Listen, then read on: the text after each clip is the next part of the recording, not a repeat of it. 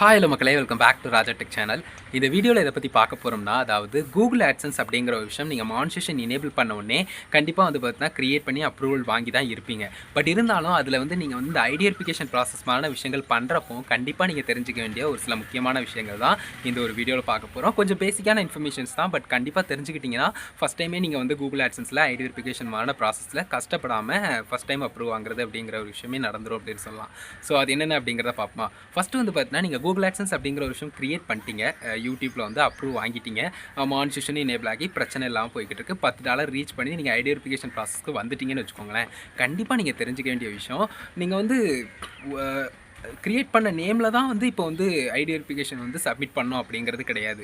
என்ன ப்ரூஃப் எப்படி சொல்கிறீங்க, வேறு ஒருத்தங்களுடைய ப்ரூஃபை நம்ம இன்னொரு இதில் கொடுத்தோம்னா டிஸ்அப்ரூவ் ஆகாதான்னு கேட்டிங்கன்னா டிஸ்அப்ரூவ் ஆகும் அப்படி பண்ணால். பட் வந்து பார்த்தீங்கன்னா நீங்கள் வந்து நேமை சேஞ்ச் பண்ணிக்கலாம். அதாவது அப்ரூவ் ஆனதுக்கப்புறம் உங்களால் நேம் சேஞ்ச் பண்ண முடியாதுங்கிறது கிடையாது, நேமை வந்து சேஞ்ச் பண்ணிக்கலாம். ஸோ ஒருவேளை வந்து பார்த்தீங்கன்னா நீங்கள் கிரியேட் பண்ண நேமில் வந்து டாக்குமெண்ட்ஸ் அப்படிங்கிறது கரெக்டாக இல்லை அந்த பர்சனுக்கு, அது உங்களுக்காக இருக்கலாம், இல்லைனா வேறு யாருக்கும் கிரியேட் பண்ணியிருந்திருக்கலாம். ஸோ அந்த மாதிரி கிரியேட் பண்ணும்போது அவங்களுக்கு வந்து இல்லை அப்படின்னு சொன்னால் அவங்களுடைய ஃபேமிலியில் உள்ளவங்க, சிஸ்டராக இருக்கலாம், பிரதராக இருக்கலாம், இல்லைனா வந்து பார்த்தீங்கன்னா அம்மா அப்பா இல்லைனா சொந்தக்காரங்க யாராக வேணா இருக்கட்டும், அவங்களுக்கு இந்த மாதிரி இல்லை அப்படின்னு சொன்னால் அவங்களுக்கு பக்கத்தில் உள்ள வேறு யாராவது அவங்களுக்கு ரிலேட்டிவ்ஸோ இல்லைனா அவங்களோட அம்மா அப்பா சிஸ்டர்ஸ் வேறு யாராவது பிரதர்ஸ் இந்த மாதிரி வந்து பார்த்தீங்கன்னா மாற்றி கொடுத்துக்கோங்க. யாருக்கிட்ட பக்காவாக இருக்கோ. ஃபஸ்ட்டு பேசிக்காக இருக்க வேண்டிய விஷயம் அப்படின்னு எடுத்துக்கிட்டால் பேன் கார்டு அப்படின்னு சொல்லலாம். பேன் கார்டு அப்படிங்கிற விஷயம் அவ்வளோ முக்கியம் இல்லை அப்படிங்கிற மாதிரியான விஷயங்கள் ஃபஸ்ட்டு இருந்துச்சு. பட் இப்போ சத்தியமாக கிடையவே கிடையாது. ஏன்னா வந்து பார்த்தீங்கன்னா டேக்ஸ் இன்ஃபர்மேஷன் அதிகமாக வந்து பார்த்தீங்கன்னா ஃபில் பண்ண சொல்லி வருது. இப்போ ஆட்சன்ஸ்லேயே எடுத்துக்கிட்டாலும் இப்போதைக்கு வந்து பார்த்தீங்கன்னா யூஎஸ் டேக்ஸ் இன்ஃபோ தான் ரொம்ப மேஜராக பார்க்கக்கூடியது. பட் இருந்தாலும் வந்து பார்த்தீங்கன்னா இந்தியன் டேக்ஸு, சிங்கப்பூர் டேக்ஸு மாதிரியான விஷயங்கள்லாம் வந்து பார்த்தீங்கன்னா ஆட் பண்ணியிருக்காங்க. ஸோ அப்படிங்கிறப்போ வந்து பார்த்தீங்கன்னா இன் ஃபியூச்சர் அதுவும் முக்கியத்துவம் வாய்ந்ததாக இருக்கும். அதாவது இந்த பேன் கார்டு அப்படிங்கிற ஒரு விஷயம் கொடுக்குறதும். ஸோ பேன் கார்டு அப்படிங்கிற ஒரு விஷயம் எப்போவுமே வந்து பார்த்தீங்கன்னா கொடுத்துட்டிங்கன்னா உங்களுக்கு அந்த டேக்ஸ் வித் ஹோல்டிங் இருக்கு இல்லையா, அந்த பர்சன்டேஜ் வந்து பார்த்தீங்கன்னா கம்மியாகும். ஸோ அது இல்லாமல் நீங்கள் கொடுக்குறீங்க அப்படின்னு சொன்னால் டெஃபினட்டாக வந்து பார்த்தீங்கன்னா உங்களுக்கு வந்து இன் ஃபியூச்சர் தேவைப்படலாம். அப்படி இல்லைன்னா உங்களுக்கு வந்து ஓவரால் டேக்ஸ் வேல்யூ வந்து இன்னும் கொஞ்சம் நார்மலாக அந்த பேன் கார்டு சப்மிட் பண்ணுறவங்கள விட உங்களுக்கு வந்து அதிகமாக இருக்கிறதுக்கு சான்ஸ் இருக்கும். ஸோ பர்சன்டேஜ் ஆஃப் ஏர்னிங்ஸ் வந்து உங்களுக்கு கம்மியாகும். ஸோ அதனால தான் சொல்கிறேன்.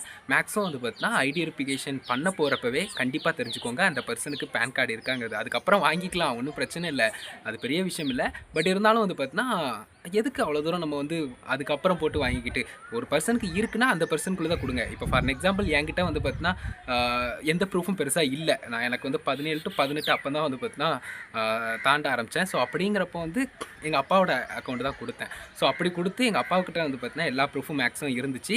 பட் அந்த சூழ்நிலையில் என்னென்னா எல்லா ப்ரூஃபுமே ஓரளவுக்கு வந்து பார்த்தீங்கன்னா பழைய ப்ரூஃபாக இருந்துச்சு. அதே மாதிரி டீட்டெயில்ஸ்லாம் கொஞ்சம் அழிஞ்சிருச்சு. ஸோ அந்த மாதிரி இஷ்யூலாம் இருந்துச்சு. நானும் ஃபஸ்ட் டைம் வந்து பார்த்தீங்கன்னா ரிஜெக்ட் ஆச்சு. எனக்கு வந்து எதனாலன்னு கேட்டிங்கன்னா நான் கொடுத்த அந்த பேன் கார்டு வந்து பேன் கார்டுன்னு சொல்லலாம். அதில் வந்து சிக்னேச்சர்லாம் இல்லை. ஸோ அந்த மாதிரி வந்து பார்த்தீங்கன்னா ஒரு டாக்குமெண்ட் நீங்கள் கொடுக்குறீங்கன்னா அந்த டாக்குமெண்ட்டில் ஒன்று அந்த டீட்டெயில் வந்து கேட்காத மாதிரி இருந்தால் கூட பிரச்சனை இல்லை. இப்போ ஃபார் எக்ஸாம்பிள் அட்ரஸ் மாதிரியான விஷயங்கள் கேட்காமல் இருந்ததுன்னா பிரச்சனை இல்லை. நீங்கள் சப்மிட் பண்ணும்போது அது பெருசாக அவங்க நோட் பண்ண மாட்டாங்க. பட் அட்ரஸ்னு போட்டுட்டு அதில் ஒன்றுமே இல்லை, சிக்னேச்சர்னு போட்டுட்டு அதில் ஒன்றுமே இல்லை, டேட் ஆஃப் பர்த்னு போட்டுட்டு அதில் ஒன்றுமே இல்லை, இல்லைனா அந்த டேட் ஆஃப் எக்ஸ்பைரி அந்த மாதிரி கொடுத்துருப்பாங்க இல்லையா. ஸோ அந்த மாதிரி எந்த விஷயங்களும் மென்ஷன் பண்ணி அது பக்கத்தில் ஒன்றும் இல்லைன்னா கட்டாயம் வந்து பார்த்தீங்கன்னா ரிஜெக்ட் ஆகிறதுக்கு சான்சஸ் இருக்கும் அப்படின்னு சொல்லலாம்.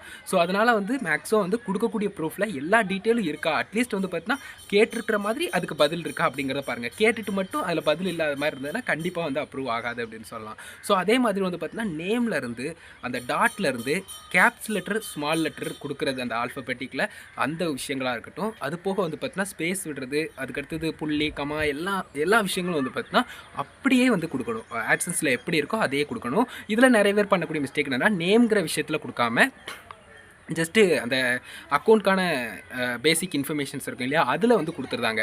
ஸோ அதில் கொடுத்து பெருசாக வந்து பார்த்தீங்கன்னா உங்களுக்கு வந்து இஷ்யூ ஏற்படாது. அண்ட் வந்து அது வந்து சேஞ்ச் பண்ணுறதுனால உங்களுக்கு வந்து ஐடியரிஃபிகேஷன் அப்ரூவ் ஆகாது.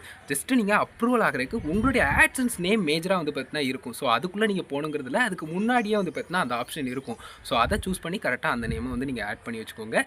நேமை பொறுத்த வரைக்கும் கட்டாயம் இனிஷியலாக இருக்கட்டும், டாட்டு கமா இல்லைனா ஸ்பேஸு இல்லைனா கேப்ஸ் லெட்டர், ஸ்மால் லெட்டர்னு எல்லாமே அப்படியே இருக்கணும். இருக்கணும். ஓகேவா? ஸோ இவ்வளோ தான் நான் சொல்லணும்னு நினச்சது. பேசிக்காக வந்து பார்த்தீங்கன்னா ஐடி வெரிஃபிகேஷன் அப்படிங்கிற ஒரு விஷயத்தில் இப்போதைக்கு பார்க்கும்போது ஆதார் கார்டு ஆல்ரெடி வந்து பார்த்தீங்கன்னா அப்ரூவலுங்கிறது கிடையவே கிடையாதுன்னு சொல்லிட்டாங்க.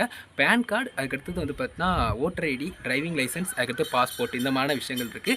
இதெல்லாம் கொடுத்து நீங்கள் வந்து சப்மிட் பண்ணிக்கலாம் அப்படின்னு சொல்லலாம். ஸோ அது போக ஆட்சன்ஸ்னுடைய நேம் சேஞ்ச் பண்ணுறது, ஐடி வெரிஃபிகேஷன் ப்ராசஸ் பண்ணி பின் வெரிஃபிகேஷன்லாம் முடிச்சதுக்கப்புறம் கூட சேஞ்ச் பண்ணுறதுக்கான ஆப்ஷன் இருக்குது. அதற்கான வீடியோவும் நம்ம மேக் பண்ணியிருக்கோம். செக் பண்ணி பாருங்கள். டிஸ்கிரிப்ஷனில் வீடியோ லிங்க் கொடுக்குறேன்.